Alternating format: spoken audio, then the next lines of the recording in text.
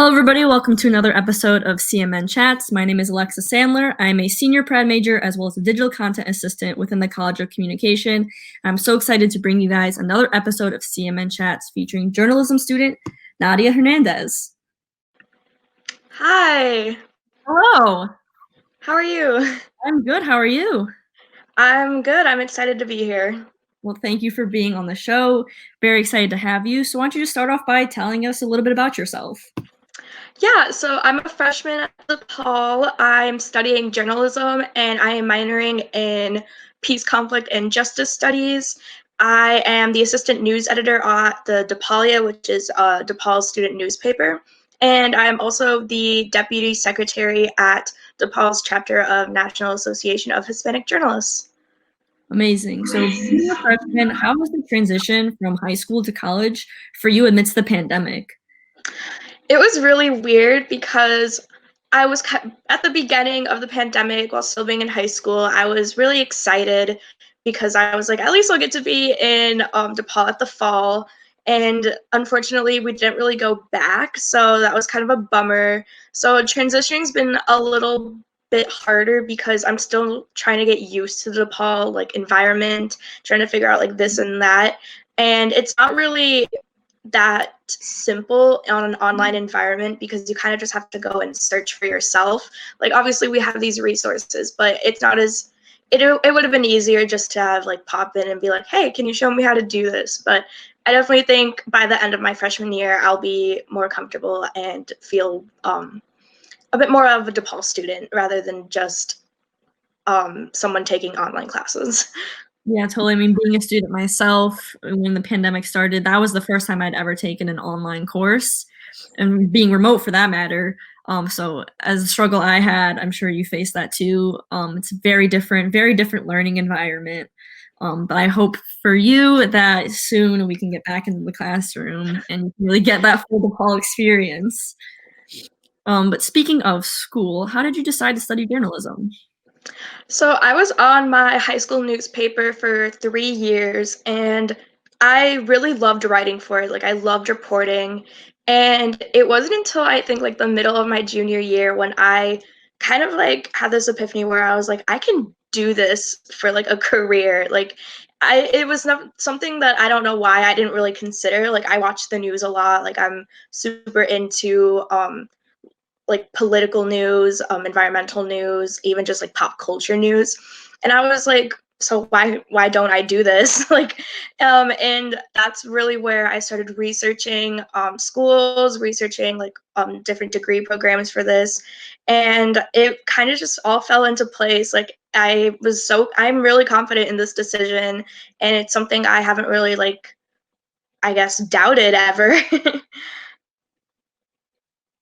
That's awesome. Where's your focus in journalism? Are you on the writing end, the photo end? Like, kind of where is your emphasis?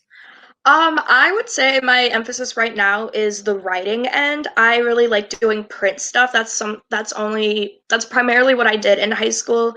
Um, I would really like to explore the other aspects of journalism though. Like I really like photo journalism, so I want to see how I can expand my skills with that in college and even with the DePaulia, seeing how we want to expand our multimedia angles.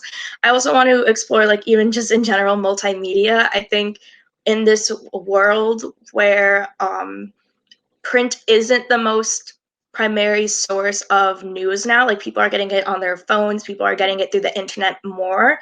I think journalism is adapting very well to that, and I would just like to be a part of what the next 10 years of like journalism is going to look like. Yeah, journalism has definitely been an ever-changing environment, going from print to digital. And personally, I still love print newspaper. I Oh pick up my yeah. copy of the DePaulia all the time. Just something to hold in your hand is just like it's just pays tribute to the original format of journalism. Yeah, I totally agree. I have really like we for the DePaulio, we were printing, I believe, the first half of the quarter, and just due to one of our staff members testing positive, we decided to switch totally online. So I do really miss having that like whole print schedule where we're like, okay, we're on deadline, like kind of getting that nice rush, as opposed to online where we're kind of a bit more laxed. But I think print, I totally agree with you. Print, having that tangible paper in your hand gives me that I guess like satisfaction Yeah, that online doesn't, or multimedia doesn't really give me as much. totally agree with you. You mentioned the DePaulia, you work for DePaulia, you touched on it a little bit, but tell us a little bit more about what the DePaulia is and what they offer to students. Yeah, so the DePaulia is a student-run newspaper, and we are open to anyone writing for us. All you can do is, if you go to our link, you can find different section editors, and depending on what your focus is, we have sections in arts and culture, we have it in politics, we have nation and world. I specifically focus on news, and even that is a very broad thing. That can be campus news, and that can even be Chicago news. And so anyone who really wants to write for us can just send a quick email like, hey, I have this pitch idea, and we'll guide you to the right editor, and you can be able to write for us. Great. So you're the assistant. What is that role like? What do you do on a day-to-day basis? So on a day-to-day basis, I prepare pitches for each week to pitch for our writers and editors, and I'm also responsible for reporting at least about like, I think like 1 to 2 stories a week. And it's also just writing and editing. So the news editor will go in, she'll write in her edits, and then I'll go in and write my own edits as well. So we're kind of like a bit of a tag team there where and the news editor is Kaylee. She's awesome. She really helped me like transition more into DePaul and even for the DePaulia. So yeah, my main focus is just being able to look around in campus, even though we're not on campus, like still what's going on in DePaul, and also in Chicago or even the state, and kind of pitch those ideas. So I'm mainly focused on what I can bring to the table for our writers and what they could be interested in writing in. Awesome. And how has reporting and covering stories changed because of the pandemic, especially being a student journalist? You definitely have to be a bit more resilient and flexible because, right, like before the pandemic, I could walk over to a classroom for a teacher and be like, hey, can I interview you, if they weren't answering. Now, if they're not answering their email or even like phone calls, like you're kind of stuck. Like you can't really go hunt down that person in this environment. So you kind of have to be a little resilient. If your deadline's in a couple hours and someone still hasn't emailed you back, you kind of have to be kind of quick on your toes, find someone else to be that source for you. But I think one of the really cool things is that we also have a lot of data at our hands. So one of the things that I've been trying to work on with my articles is using numbers to kind of paint a picture and add context. I believe for a story I reported on when Chicago Public Schools CPS was announcing that they wanted to reopen at the beginning of November, I was reporting that and I was talking to one of the teachers, and she was just talking about kind of like how she was a bit more nervous considering Chicago's overall coronavirus cases. But the thing that I think really helped my story, or at least like provide context, was giving those numbers to provide people like, hey, even though this zip code is under the double digits, some zip codes in the CPS districts were in double digits for their positivity rates. So I think that's been also really cool, is that we have these like resources at the tip of our fingers, and we are going to be able to write stronger pieces.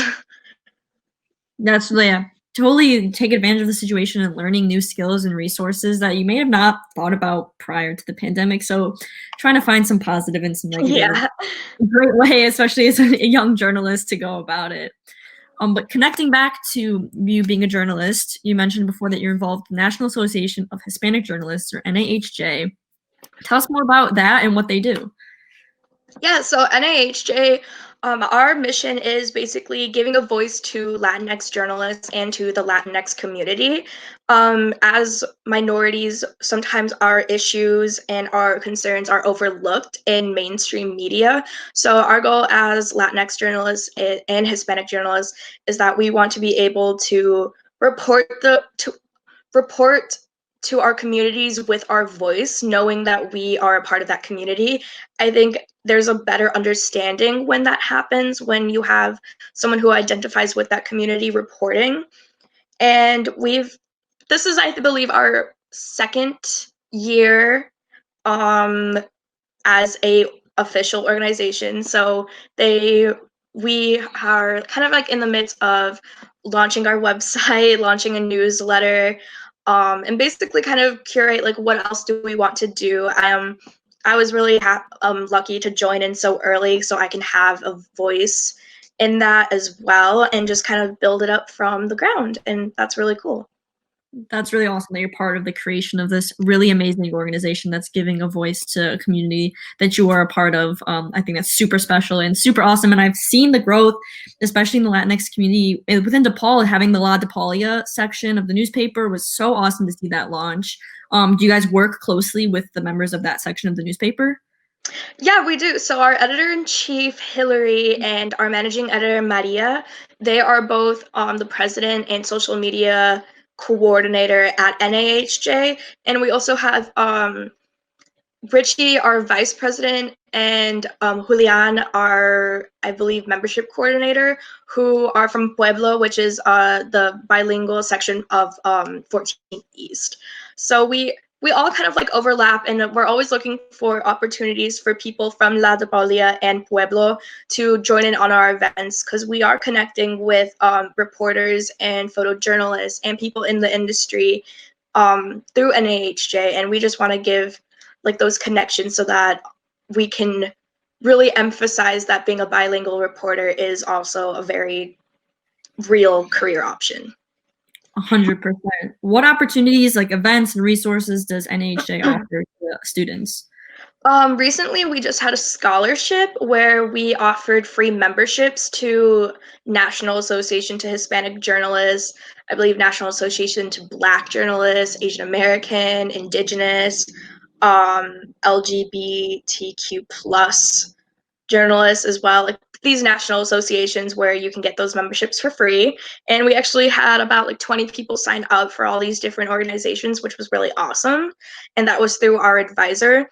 And our last event was with a photojournalist from Pilsen, Mateo Zapata, and he was really interesting because he was reporting on all the civil unrest that was happening, but also to how it tied into some of the Hispanic neighborhoods that were being gentrified, that were experiencing these backlashes from a racist society.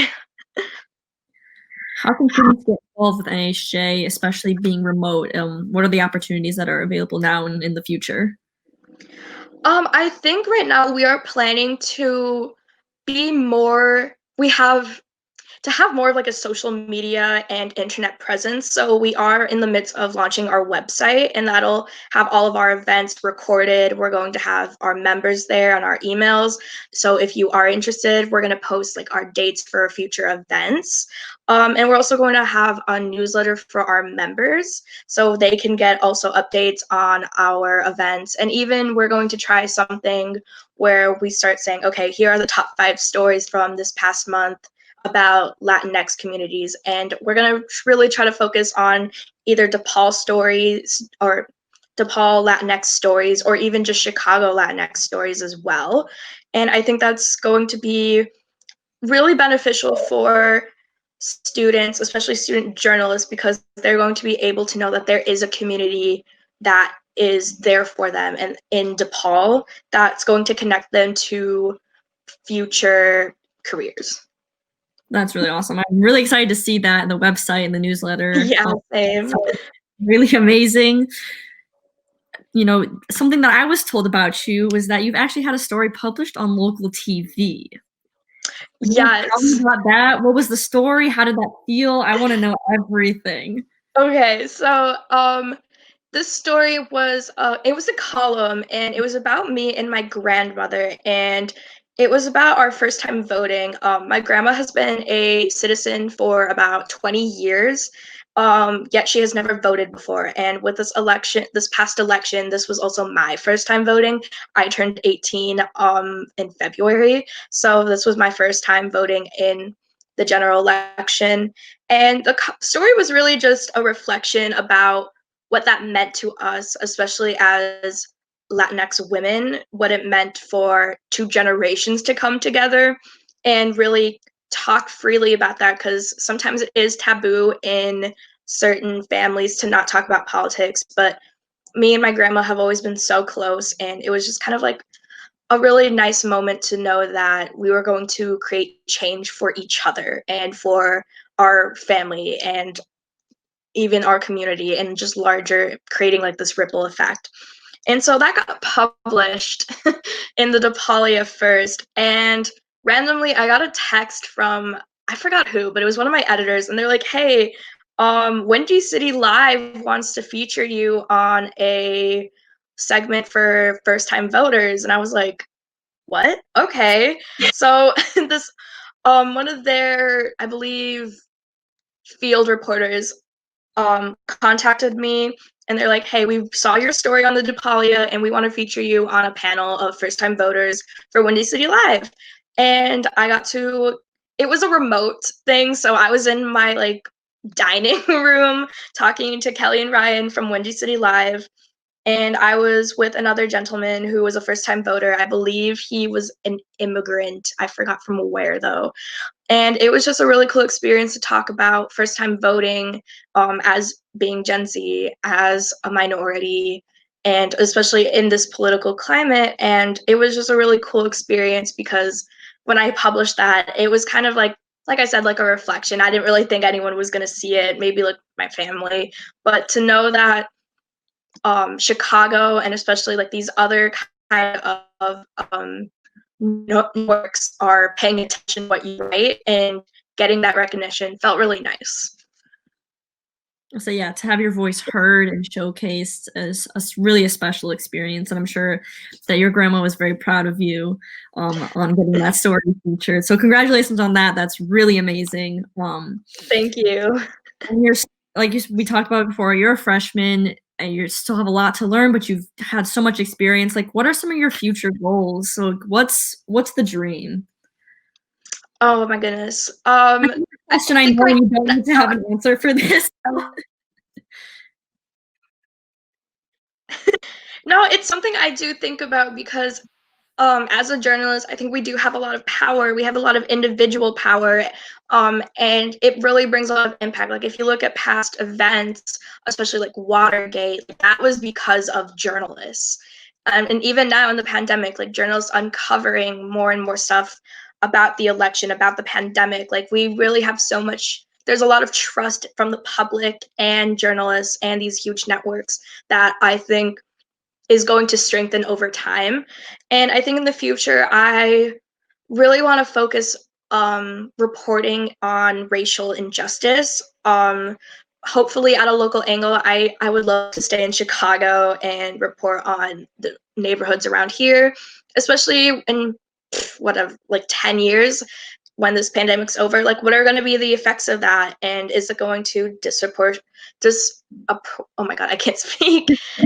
Oh my goodness, is it going to affect minorities in a different rate as it does now, as we've seen with testing and cases and deaths? I think there's a lot still to cover with racial injustice, and after this past summer, I think it's really been highlighted. So I think that's where I would like to go in the future. I know that's so broad. I don't know with which publication.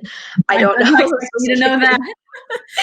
But definitely maybe for a short-term goal, I do want to stay with the DePaulia. I want to stay with NAHJ and hopefully take on more leadership positions and really get the most out of DePaul once I graduate.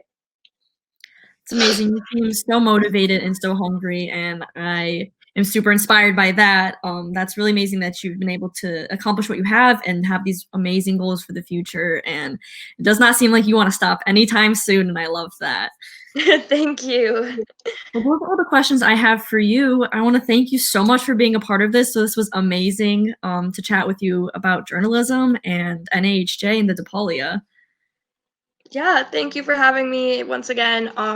If anyone needs to email me about like a pitch or anything, you can contact me at news@depauliaonline.com. I will make sure to include that email in the description of the video as well. No problem. All of Thank you. you. So thank you yet again. Thank you everybody for watching.